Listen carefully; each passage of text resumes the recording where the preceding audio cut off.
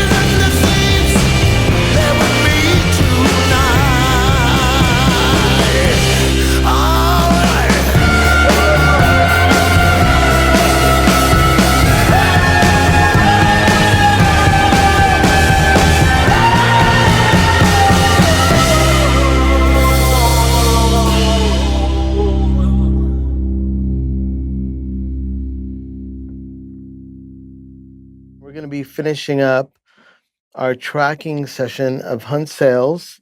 It was one song, one day completed tracking and mixing. Technically, I sat with Hunt a good part of the evening to kind of get this set up. I do want to say about this session, it's an interesting thing because when I grew up, at least some of my friends, and I'm a little bit older than most, but I grew up in the 80s. And when Tin Machine came out, we were all blown away on like, who's that drummer? He looked like some Latino gangster guy with like, he looked like he was a total thug, but he was playing drums with David Bowie. So when I luckily have become, friends with Hunt over the last 5 or 6 years, when this opportunity came up for him to do a song, I was really super pumped because not only to have a guy that played with Iggy Pop, Lust for Life, I think, is one of the greatest drum intros in the world that, like, maybe doesn't get enough credit. People think of, John Bonham, Levee Breaks, but whenever Lust for Life comes on, everybody starts dancing, and that's Hunt Sales. And then in Tin Machine, The Passenger, I mean, you can go through all the songs that he had an impact on, and then there's a lot of stuff. He played with Bootsy Collins, and, even currently he's still playing, and he's still an active musician playing around town, making records. It was a challenge to keep up with him, to move at this flow, to get all this. And he wrote this song the day before he was to come in. The last thing that I'll say about the tracking of it, I've never worked with Hunt, and I don't know, and obviously you could talk once again about his history of who he is and what he's done and who he's played with. But being an engineer and putting on the engineer hat and working with someone that has this idea and this ferocity of, like, we're going to do it and this is how it's going to be done, was definitely one of the hardest sessions I've done in a long time, because I had to get up and match up his energy, and his energy was like capturing lightning in a bottle. I mean, if someone said, "Can you capture that lightning bolt?" Don't do it. And I went for it, and we got it. And so, at the end of the day, I am super happy with what you're about to hear. I didn't know what we were going to do in the song yet, but he kept on talking about, I want it to be orchestrated. I have this 2 parts in the song, or 3, and I want this orchestration. And it was, his reference was White Room by Cream. Now, if you're familiar with that song, there's like, there's really the epic tom section, and there's like these guitars and overdubs and stuff.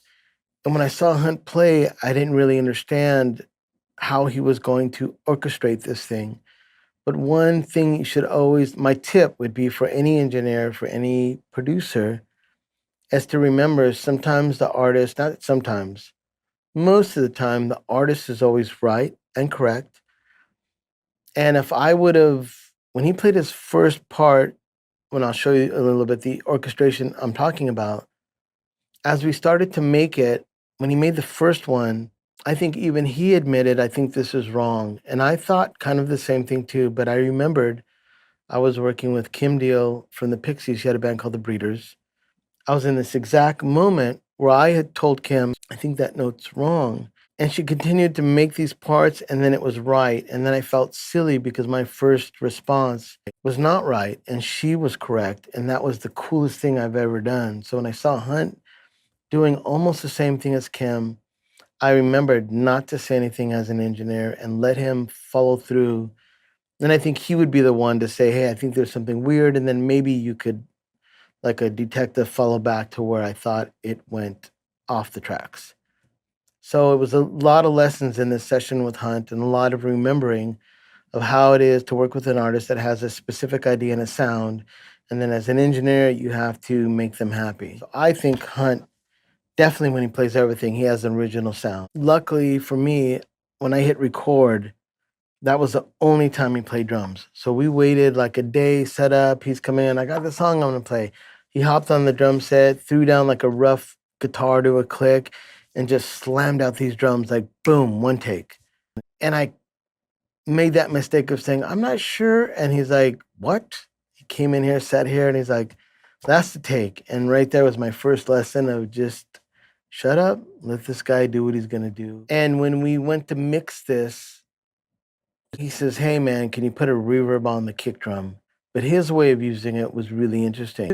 One is the actual real kick sound. Two, which would have been the Bach 195, I have it running into a reverb. And then he wanted me to crank the reverb. So I have this reverb, boom, and then I have this dry kick.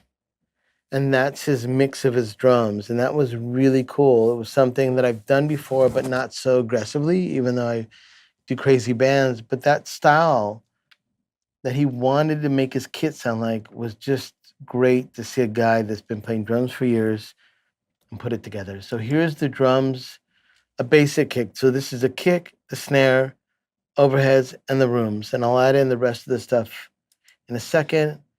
He wanted a snare to only have reverb on the first hit. So I copy and pasted the snare, da-da-da-da, put it on another track, crank the reverb on it, and that's what he wanted for the intro of the song, and I thought it was the coolest idea. So here's the drums starting off the song.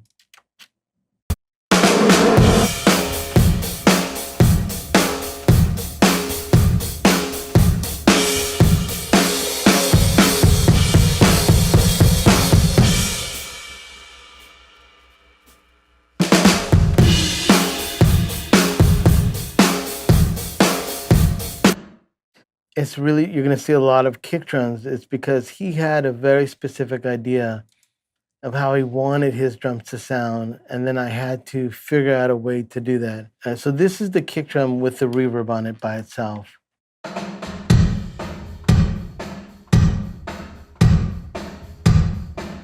going to add the other kick drum.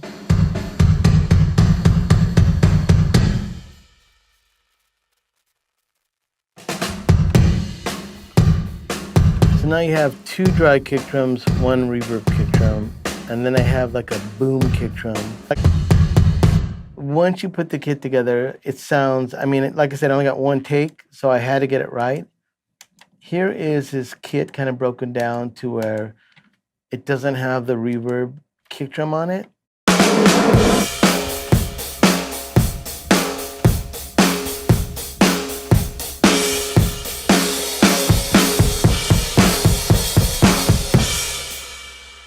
Now, I know you're probably going like, wow, it sounds like a crazy drum set. Well, it is a crazy drum set. And that's part of the beauty of what we do, or what I did with Hunt. Absolutely no sampling. Nothing is going to go on the processing of having the drum set sound violent the way he wants it to be. So I'm going to add in the boom kick, and now you'll hear a really big difference in how the drum set kind of comes alive. And that whole thing about the snare in the beginning, just remember, he really wanted that snare to go and have a reverb that decays into the beginning of the drum. That's that whole snare thing you'll hear. But when I put the whole track in, it's kind of a cool little production thing. So here it is, the essence of the drum set: no toms, no hi-hats, no ride.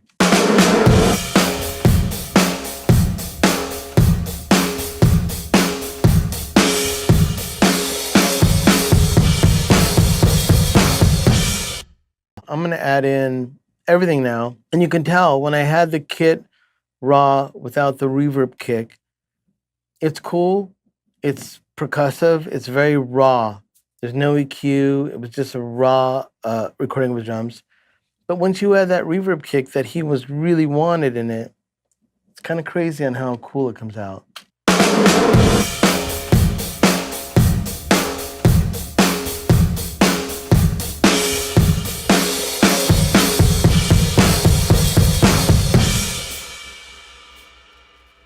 His drum set was mic'd up, semi-traditional, but the things on the drums were, like I mentioned, it was a Bach 195 on the kick drum, which is the reverb one. It may be a 421, that was a Sennheiser 421, which is kind of his dominating impact of the kick on the front.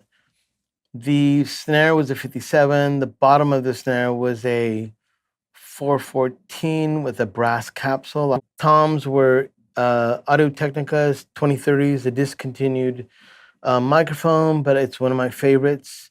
The hi-hats were 1960s AKG D224Es, which have two elements in it, a low end and a high end, and it's the same elements that are in Bonzo's kick drum, but they made them in these mics. I love those for hi-hats and spot mic in the ride, which I did. The overhead was a C12A, 60s AKG tube condenser. They're the ones that look like small 414s, not the large C12s, and I love those. So that was a Bonzo style, one on the overhead, and then one shooting across the drums. Actually, before I get to bass, let me just play you what the C12 sounded like on their own with the kick drum.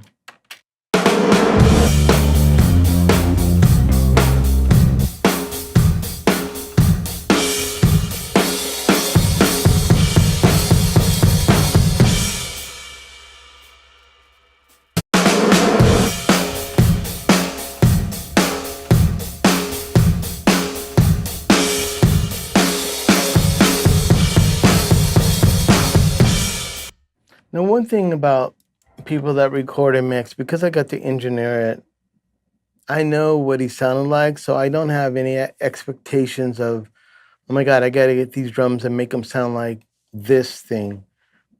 I had no expectations, zero. So when Hunt played, I wanted it to sound like Hunt played, how he liked the way his drums would sound. So that's why we did some of that weird kick drum thing. But I'm really happy. My C12s, just with the drums alone, already sound like a drum set. So anything else I added was a bonus. So this is Hunt, one-man show. He just did the drums. I have no idea what he's going to be doing next. He did the bass. As weird as it sounds, he played the bass with the bass sitting on the ground, and he was sitting in a chair, and he kind of had the bass out in front of him, and he just kind of played it over his drum track he just did. If I didn't know Hunt and it wasn't Hunt, I probably would have told that guy, listen, can you do me a favor, man? Can you actually play it right? But just shut up, let him do it the way he wants to do it. So we cut this bass with only a DI, and then this is the raw bass by itself.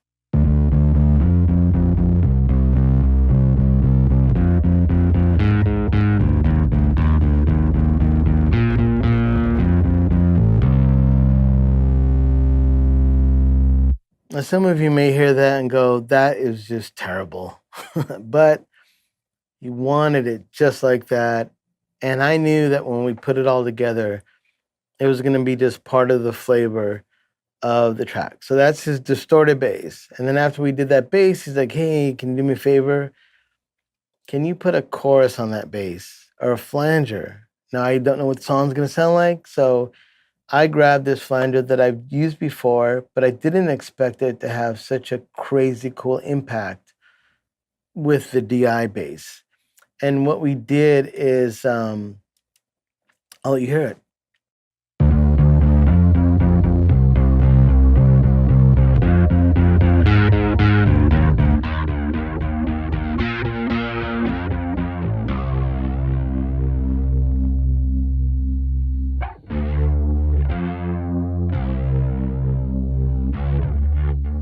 I mean, that sounds really cool.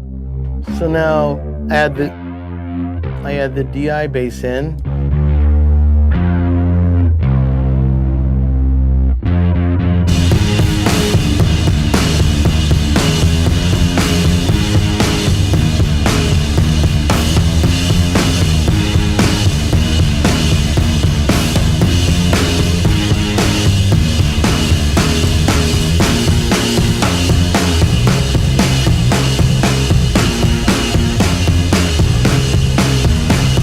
Remember, he's playing it on the ground, sitting down with the bass about a foot in front of him.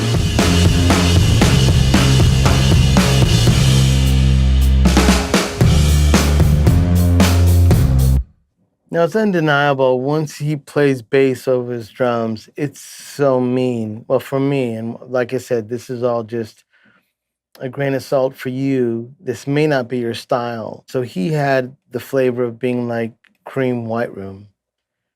As we started to track, I got the feeling of wanting to do something like Shocking Blue. And I love the Shocking Blue records, and people don't really talk about them, but I mean, everybody knows Venus. But some of their other recordings sound like if Rage Against the Machine was in the 60s.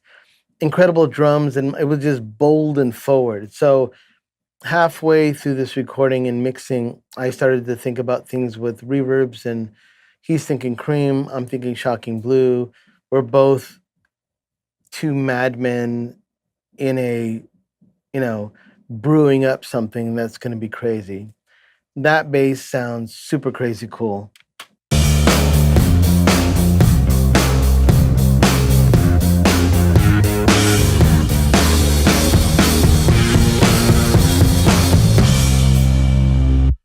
So after we did the bass, he told me, do I have a keyboard? There's a studio in this building. Luigi let us borrow his keyboard. That's what it was. So Luigi, thank you. And we brought in his piano keyboard, and then Hunt wanted to put down a sound that is only coming in on the heavy sections. And this is the sound that he chose to put on it.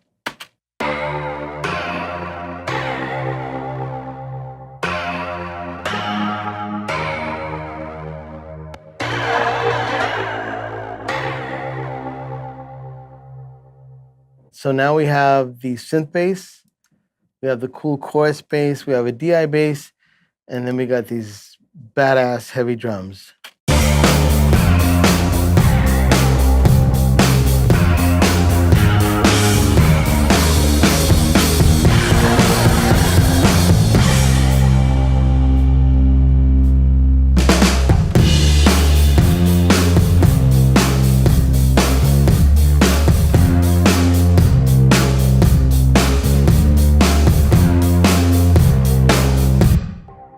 You know, when I hear this, it just, for me, man, I'll give you my opinion. I love it. That guy is so crazy. So now he grabs my guitar. We've got the synth, got the bass that he played on the ground. He was like, could give one really what he just like, he's doing his own groove, and it was perfect. So now we moved into the guitars, and this is what was the crazy part. The first guitars we did were in an amp. I had done an amp setup outside. And after we cut those guitars, he wanted to move at a pace with that orchestrated section that I had mentioned earlier that we'll get to. So let me play you first his main guitars that were through an amp. They're still raw dog, and it has a little bit of a room mic on it. So I'm gonna play you that with the drums and the bass and the keyboards.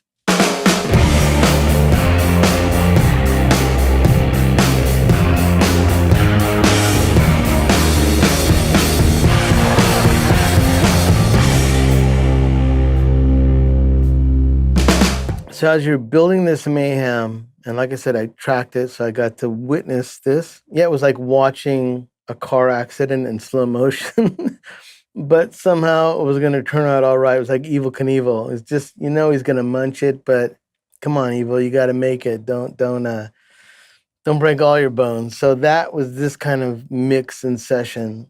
So after Hunt did these guitars, there was a room mic. So let me just show you the solo of the guitars.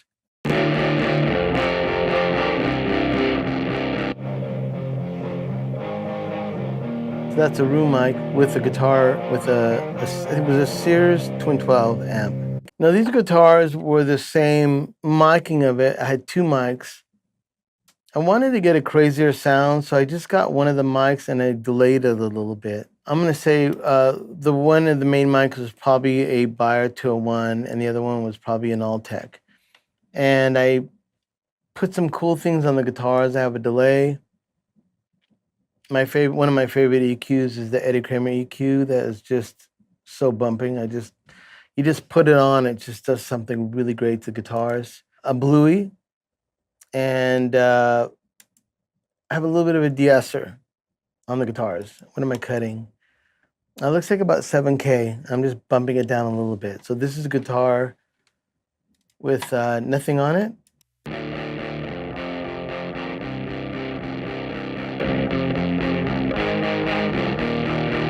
Adding some delay. Kramer EQ. Bluey kind of containing it.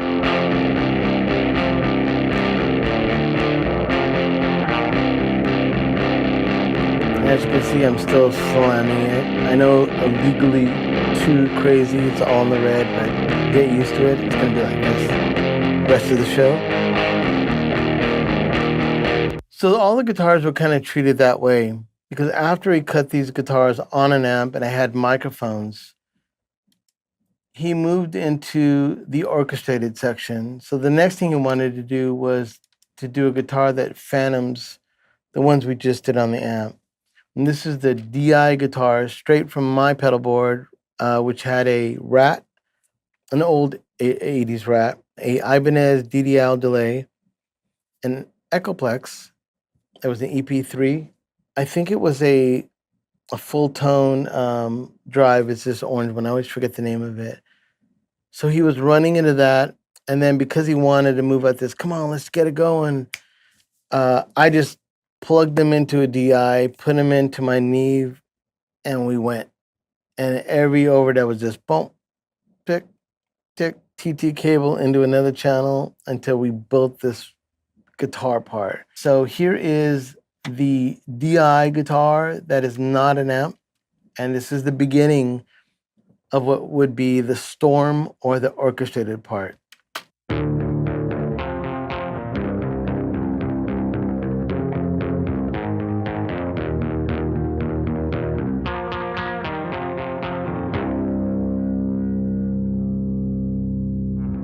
Now I'll bring in the other guitars that we recorded. This is the amp in the room.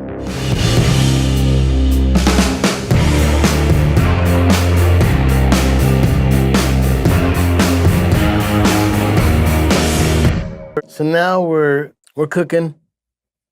And once again, I still don't know what's going to happen. I don't know the lyrics. I don't know what he's going to sing, except we are just moving in this pace of building blocks that I love this actually, because there was no question about what he was going to do. It was just about when he was going to do it. So I didn't really even have to interject anything of like, well, so what's up next? I was just like, he just gave it to me, full assault of recording. It was insane. Hunt, I love you. Just know I'm not talking shit. It was insane. So now we got these guitars that are one DI, guitars in the room, crazy bass with some chorus on it, crazy drums. Can you put some reverb on the snare and also make one kick drum a reverb thing? And so this is crazy, you know, this is getting interesting. Now we're going to hear the orchestrated section. You're going to hear some notes and chords that are kind of wrong and strange. And, you know, why didn't we fix that? Because there was no fixing. It was one shot. He played everything one time, and that's it. So nowadays, when people are really precious and they're correcting things, and oh my God, that guitar is not going to work because you hit the wrong note, that doesn't apply to this session, to that man, to this style of music. So there is some freedom in this that maybe you'll appreciate, that if you are an artist and you're thinking about making some music, sometimes it's nice to let your hair down and just be like, it is going to be what it is. This song is 100% that. And I got to say, I am so thrilled with this. It may be one of my most craziest songs I've tracked for anyone. And I love the way Hunt was right and the way it worked out. All right, so here's the orchestrated pieces. This happens 3 times in the song. So the song starts off, Hunt tells me I want to do this orchestrated thing. I just watched him play bass with it on the ground. I just watched him play guitar and he did some wild notes. And now he's going to build an orchestrated part. And as he starts to play it, that was that thing that I told you about, that I was just, don't say anything, let him do it. So here is the first one that he did. And I'll start to add him in as we go.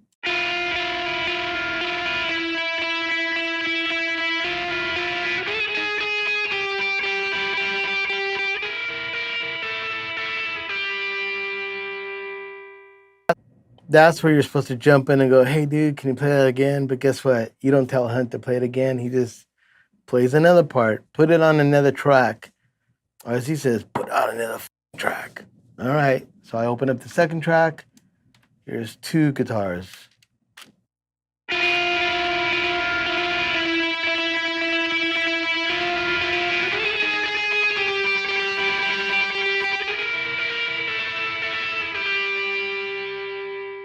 Do not say nothing. Let it happen. So now here's 3.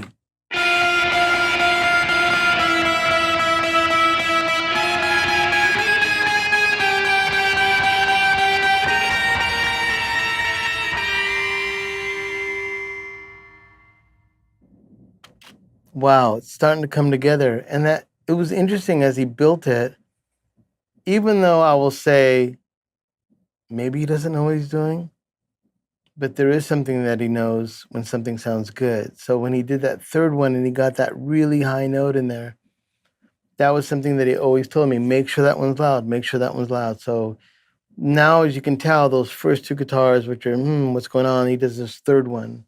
So now here's the 4th guitar, completing the orchestrated section.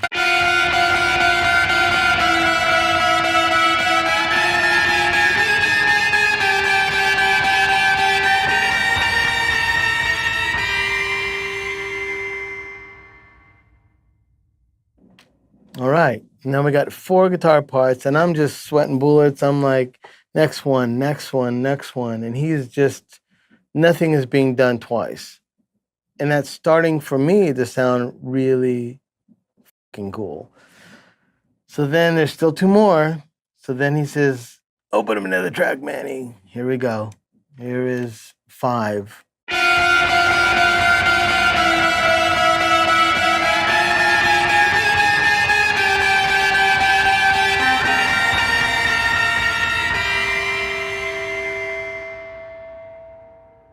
All right, ditto all the above. Now here is 6.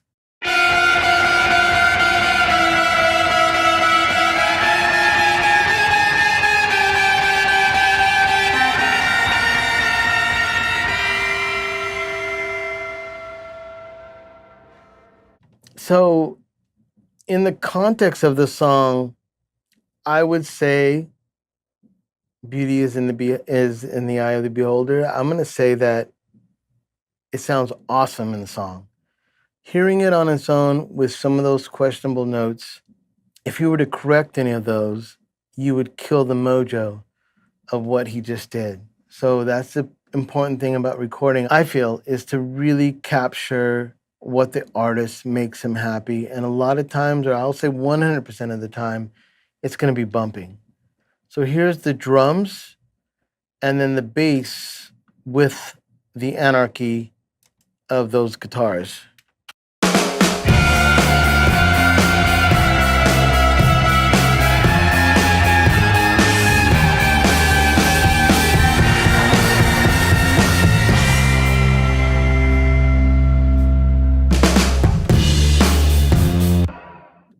Because he did things only once, and some of it, like I said, he was writing it from just coming out of his head the night before. And Hun is a producer. He's done his own recordings, so there's no fooling, there's no smoking mirrors. He's going to have a good idea of what he wants to do. He told me, I like that one. I want you to put that one in all the other sections. So I don't know what the song is yet because he just tracked the drums. I figured it out. I cut and pasted those anarchy sections throughout the song, but I didn't correct any of the parts within it. So that means if you heard there's a few dropouts and some things happening, but that's somehow when he played, he knew how to overcompensate for a moment that maybe it didn't sound right. And as he overcompensated, it was perfect with it. When I did the noise guitars, or that orchestrated section, I did it in 3 parts. So I keep on playing them all together, but let me just play you the 3 sections the way I did it. Here is one section, and this is of 6 guitar parts. This is 2, so there's 3 sets of 2s.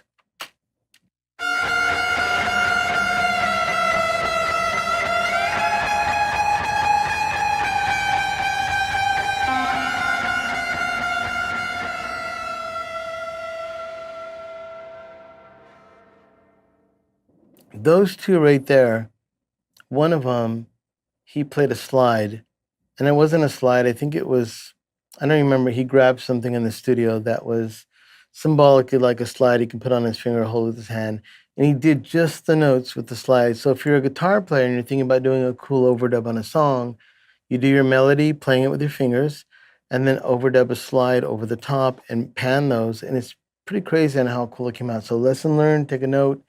I love that. Now here's the second set.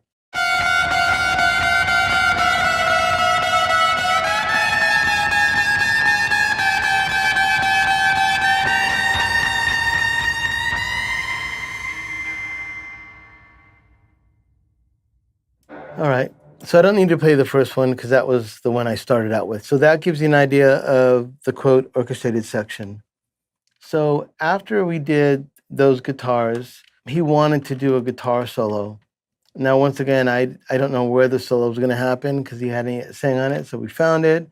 This is where he's going to do the guitar solo. This one was put together out of 3 runs. This is the only time that he did something a few times. And then he trusted me enough to put together a solo that I thought was really cool. And I tried to only embrace, instead of making the perfect solo, I wanted the energy that he did. So it was kind of nice that he did it 3 times. It's kind of like that whole thing when Kurt Cobain did the Nirvana record and Butch Vig was able to get him to sing it three or four times and you got a double, which is crazy because he didn't want to do a double. Same situation here. I just said, play it again, and he played it three times, and thank God, and I was able to put a solo together. And he was really cool, and he liked it. So here's the solo, which is a comp of maybe 3 takes.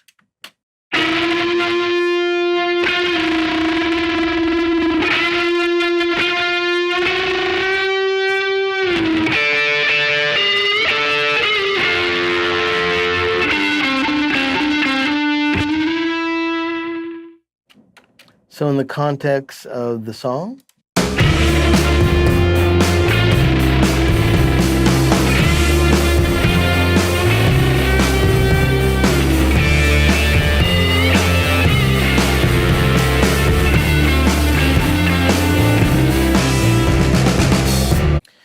now when I hear that, I hear so much mojo. It is crazy. And this isn't a pat on my back. This just means that when he wrote this song, all the reverbs and all the things that I thought would be cool, because of his song, the tempo and how he played it, it just sounded so cool. There's only a few times that I've heard a song that sounds like it's coming from another era, but it hasn't been made retro. There's no bell bottoms on this song. There's no wah-wah. There's no tambourine. It is just very caveman, Neanderthal rock and roll, and I love that. So Hunt, you're doing it, and he's building it, and I'm going crazy tracking this, but I know at the end of the day, it's going to be badass. We just did the solo. He's stoked on that. There isn't any other additional pieces of like any kind of instrument, so now he's going to sing. So he wanted to do a main vocal, and I want to say it was done in one take as well. We're the MA-37. So here's his vocals with the music. Well, you got diamonds in your eyes. That's for sure, for sure, for sure. You know what I am, girl. So give me more, give me more, give me more. It's like a shot in the morning time. I'm on wanting more. So give me more, give me more, give me more. Give me more, give me more, give me more. There's a lifetime is floating down that stream. You and me watching it go by. Now, to me, and maybe to some people, you'd go like, wow, that is just a crazy singer. But if you can really look at what he just did, he really does talk like, hey, Manny. It's like he smokes, and his voice is like a gravel pit. And when he started singing, a lot of guys that sing like that, their range is really small. As you can see from the first verse to the pre-chorus, you think he's may have topped off. Then he just jumps into this other realm. It was crazy. And one thing I noticed too is I'm a Van Halen fan. And I really love David Lee Roth and Eddie Van Halen. But the early Van Halen records, and I think it may be something with your vocal cords splitting, or you basically have damaged vocal cords, you can get a lower octave out of your voice. In the second verse I'm going to play, I felt like his voice had that. So while he's screaming, he starts to move up in his voice in an octave, there always remains kind of a low note within his voice. So he has this incredible thickness and girth of sound out of his vocals. The only other band that I heard that was the Bronx. They're a great American hardcore band. When Matt sings live, I was at a show once and I was like, what is that? And I could hear the low octave. Like I said, it's something that you can't get. You're either born with, or maybe if you've been screaming for a lot of years, your vocal cords will split and something happens. But the damage that you did to your voice sometimes makes those moments. So Hunt Sales, he's got a crazy voice. Here's it by itself, and this is him screaming into the Mojave MA-37, just going full tilt.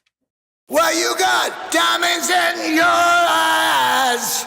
That for sure, for sure, for sure. You know what I am, girl. So give me more, give me more, give me more. Now, obviously, here's some reverb in there, and he wanted some reverb. But if you get back to the essentials, let me take all the plugins off, and I'll start to tell you what I use. So first, I use the analog delay, but it's not, it's a plugin. And I have it set the way I always use it. Second was an API EQ. That one, and that's what was the coolest thing about the Mojave, because it's so dark. I mean, it's dark as night, it's darker than me.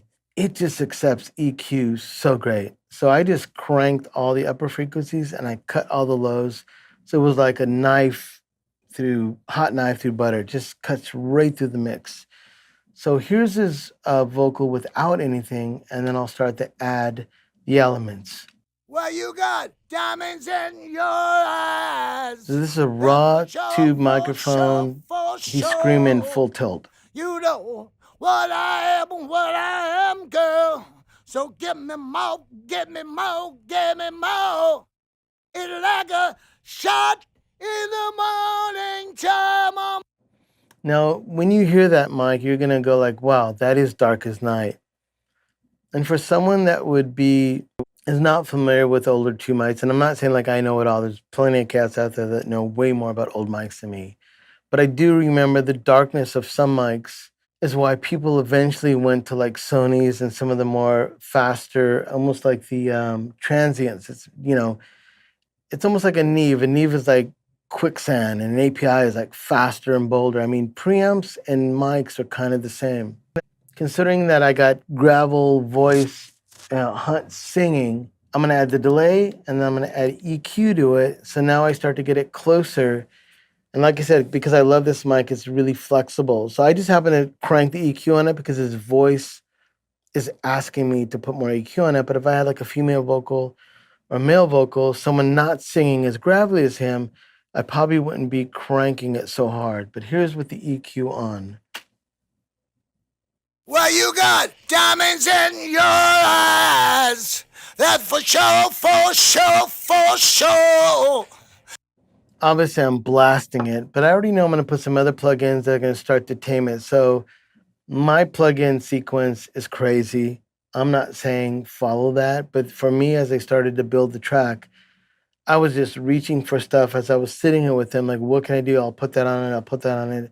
No rules. Pro Tools police are going to come and arrest me because everything I did in here was illegal. And that's just the way Hunt wanted it. So now I'm adding a Bluey. Well, you got diamonds in your eyes. That's for sure, for sure, for sure. So we're getting closer to what I was hoping it would sound like. Now I'm gonna add an LA2A. So here's with both compressors in. Well, you got diamonds in your eyes. That's for sure, for sure, for sure. You know what I am, girl. That mic, the MA-37, is a tube mic and a condenser, and it can pick up a lot of things around it. But I use these, Tascam was nice enough to send me these little miniature kind of vocal gobos that sit on a stand. Every time I do a vocal, at least in my studio, I use those to focus the vocal mic. And I really love that because he was just screaming into it, and all I was getting is really his face. Then I add a little bit of de-esser to it to just kind of tame as I'm pushing everything, and it sounds like if you looked under my Pro Tools, my 192 is just screaming like, what are you doing to me? And I'm like, I'm recording. Well, you got diamonds in your eyes. That's for sure, for sure, for sure. So as I'm stacking these, I want to then at the end of it have a little bit more control. One of my favorite plugins, I think it's a Wave, is called Vocal Writer. And I can just set it up on the range. I can lower it and put the output up. Or after I've done these stages where I get the mic the way I love it, sometimes it's too low in output because I've done all this stuff on the rest of the mix where drums are blasting, bass is blasting. How do you make the vocal, as I've processed it, come back up in a level? Because I really love the way it sounded. I use the Vocal Writer because it frees me to do whatever I want on the sound of the vocals. And then when I start to get the mix together, I'm really have a lot of room to raise his vocals or to lower it. So now I'm going to put the Vocal Writer on it. And this is kind of the, minus the reverb, his full sound. Well, you got diamonds in your eyes. eyes. That's for sure, for sure, for sure. You know what I am, girl. Now, if you're looking at my screen, you're like, that is just all digital in the red. And one thing I think I should note, because people that have UAs and other DAWs, I'm working on a older Pro Tools system. It's a 192. I want to say it's probably early 2000s. It was at one time that was the rig. It was called a Pro Tools 10. I have an old Mac Tower. I've got a card that goes in the back. I have cables that run to 192 interfaces. I have a bunch of them.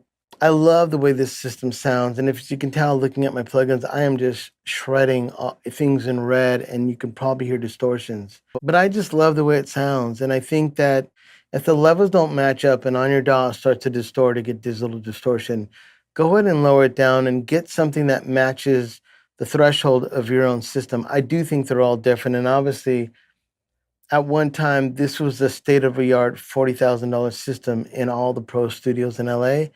But you can go buy it for about $1,500 now. I happen to be that dude.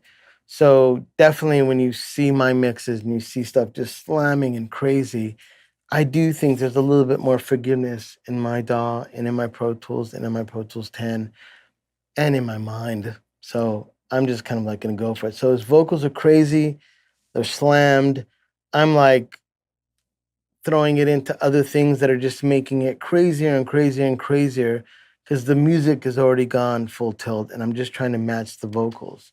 So one thing I added finally at the end of that, a Sound Toys little plate. We set the plate up exactly the way Hunt liked it. And here's it with the plate. Well, you got diamonds in your eyes. That's for sure, for sure, for sure. You know what I am, girl. So give me more, give me more, give me more. That could be something off a 3M tape machine or a MCI or a Studer. It's really messed up. So let's put his vocals now ripping with some drums and some crazy chorus bass. Well, you got diamonds in your eyes. That's for sure, for sure, for sure. You know what I am, girl. So give me more, give me more, give me more. So now we've established this thing now. He's done all these crazy overdubs. I didn't know what's going on or what he was going to do. We got an orchestrated section. Now he's belted a one-take wonder, and it is what it is. And he didn't re-sing anything in that vocal take, but he did have me drop a few words in from one section to complete the thought of what he wanted. So I think he sang the last chorus. He really loved it. And then I think certain sections we dropped in pieces onto the first chorus. So he's just getting crafty with singing at one time. We got it. And then because he is hip to modern technology, yeah, just fly it in, like that word, make that second chorus the first one, get those guitar parts. I want those on every section. That's where I want him to go. Let me hear it. We were moving at that pace of him knowing he can throw down any way he wants to a certain point, and we would have it. He said he had another vocal that he considered it, once again, part of the orchestrated section. So once again, I don't know what he's talking about, except get the mic lit up. He's going to sing a section. So now here is his vocal on what I call the epic, all those weird guitars, the orchestrated section, and he sang on top of them. That is the missing piece to the puzzle on those sections.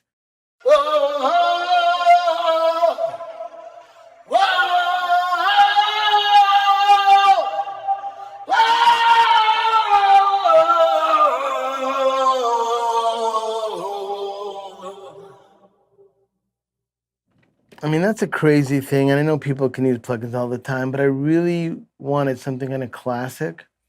So I wanted kind of a Leslie kind of a sound on his vocals, like Led Zeppelin would have made a record. I do have a real Leslie, but the pace we were running, I knew I wouldn't be able to pull out my Leslie and he's going to sit around while I get the sounds up. So we went with the plug-in.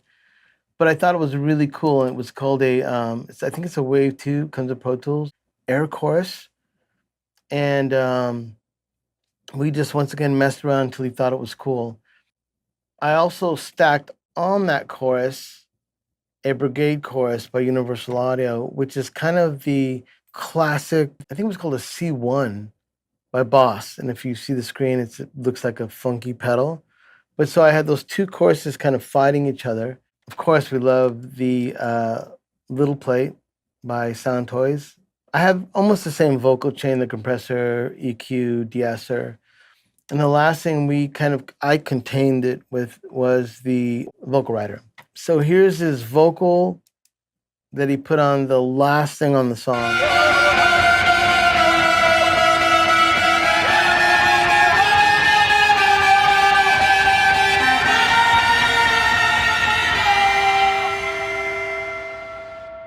That is some crazy shit right there.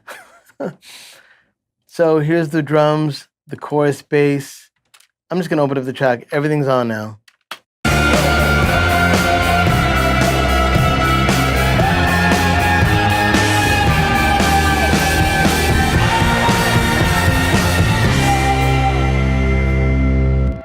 Now, of those sections, he sang the last one once again really great, of the vocal thing he added. And I combined some of the things of the last vocal take and flew them into the 1 and 2. So it sounded really cool together. As I'm looking over his files, he did add one more guitar part. I want to say after the vocals were done, because he just felt something. And he goes, "Hey, Manny, can you plug the guitar in?" Which was easy. Straight into the DI. This was a cool thing that I thought was really nice under his vocals, and it kind of really glued it together. It's this guitar, when he starts singing, I believe this is going to be a one-note kind of ditty.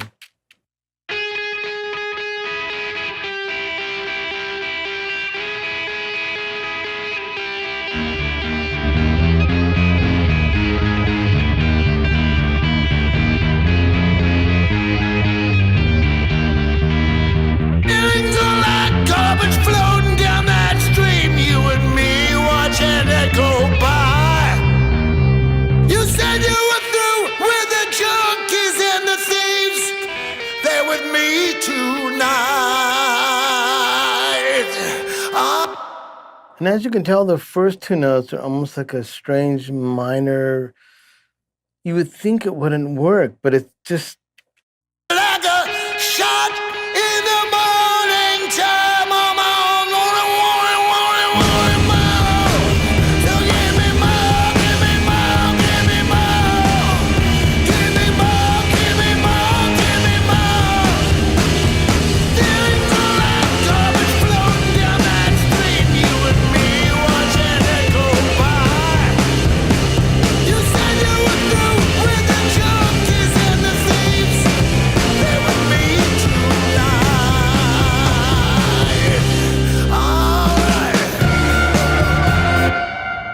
so, anything goes on when you're writing a song to do something to embellish it. And then once again, a lot of lessons in how he put this together and the freedom he had just to add things. And even though when he plays out live, I don't know if he's going to have 7 guitar players to do all this, but there is a way to consolidate this to make it sound really cool. One thing I want to check out too is when I mentioned about his vocal cords maybe being split, I don't know if this is going to really justify the sound, but I think it was the second verse. All right now, hold on. I know you and me are kind of scared. I just hear a little bit in that. Let me turn the reverb off. All right now, hold on. I know you and me are kind of scared. I just hear a note in there, like a high note with his deep voice. So anyways, maybe I'm crazy. And I'm the perfect guy to record Hunt. I tell you that much. 2 crazy guys working together, making some crazy music.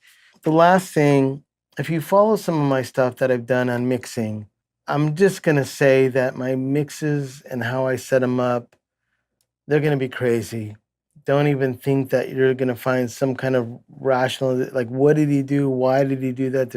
he could have done this. Why didn't he, instead of using all the plugins, I know all that stuff. But as I start to set up a mix with a guy like Hunt, I literally just let it happen. And that means just reaching for things. And as you start to stack them, I end up with this mountain of, you can say, distortion and clippings and stuff. But at the end of the day, I love it. He loved it, and it's cool. And it sounds different. There is a Manny style in there somewhere. So on the master fader, one of my favorite EQs, Avitas designed this with, it's called a PSP. Everything is almost flat in it, except I hit the 28K, which adds a little bit of, obviously, 28K. I really love it. This is the only plugin that sounds like a hardware piece. If you really get a chance to fool around with this, it's really great. Generic wave, just kind of keeping everything from exploding out of my speakers. A Fairchild. If I had a real Fairchild and you were going to spend $20, $30, $40,000, it would be a crime because I would always watch the Fairchild barely move. So on this Fairchild, that's the way I set them up. So I'll play the track and you'll watch it. Oh, no. This one I mixed into a little bit more. So you are going to see it move around, but that's the sound that I wanted. All right now, hold on. I know you and me are kinda scared. Them questions. Now I'm just doing that because that's how I wanted it. I wanted to put his vocals louder than part of my cussing. I just want him loud, but I didn't want him to belittle the music. And because I worked in tape before, a lot of times running on 2 tracks, you could run a loud guitar solo or a loud vocal into your 2 track, and it just absorbs it so nice. And I was trying to imagine if my Fairchild here plugin was a tape machine, how much would I want it to engulf a loud file? And I just set it up to usually I don't have it moving that much. But as you notice when he's singing, you can see it just grabbing that vocal. That's exactly what I was hoping for. And then after the Fairchild was a Pultec. I fool around with this a little bit, and it depends on the boost and the track. And generally speaking, that's kind of only the boost I mess around with. Oxford Limiter, or the Sonics. I love it. It's just incredible. The Neve, I have this Neve working with the Fairchild, kind of like battling each other. One's a little bit slower and more quicksand, and the other one's kind of just grabbing certain frequencies. I do mess around until they both sound right to me. So I remember when I was mixing this, it was a little bit of a battle to make sure that the Neve wasn't taking too much away from letting things go into the Fairchild. And so let me play a little bit of what the Neve looks like when I play the audio track. All right now, hold on. I know you and me are kinda scared. Them questions. So as you notice, it's barely moving, and that was the battle. I wanted that to barely take up some of the vocal, but I wanted the Fairchild to really just, almost like a Beatles record, just grab that vocal. The last thing was a center, which I forced up about 2 dBs of the middle section. My tape machine that I always have on it. I do mess around sometimes with the formulas. This one, I really love the GP9. For years, I think maybe 20 years, I used GP9. So I'm not saying that it sounds exactly like it, but I just feel like it's familiar to me somehow. And then on the EQ, there's a little bit of, I think it's 2K, I boosted just a hair. And then it's 2 dBs of, I think, 6K above, everything above 6K was like 2 dBs, a little bit of a boost. And I leave room for the mastering. As much as you think it's anarchy, I do try to consider the mastering guy, and I don't think it's incredibly loud or crazy. So as much as I say, throw it to the wind of caring about things being distorted and loud and messed up, I do care when it gets to the master section, because I believe that's where I'm able to then kind of put the finishing touches on all this anarchy and make it come out into the real world in a mix that sounds exciting, different if you can, and more embellishing of the artist as opposed to giving him my sound. Let's see what they give me. And I always believe that I'm only as good as the bands I record. So this is a perfect example. You know, this is Hunt Sales. I got to record them, put it all together. This to me is a great moment for me to put it together and be really stoked and proud of it. Alrighty, so that was my Hunt Sales session. A lot of lessons learned in this. Hunt coming down into LA, he was with me for about 4 days. This filming was really done over 1 day. It was just great to have an incredible musician artist that his resume alone and who he even shook hands with or played with was just next level.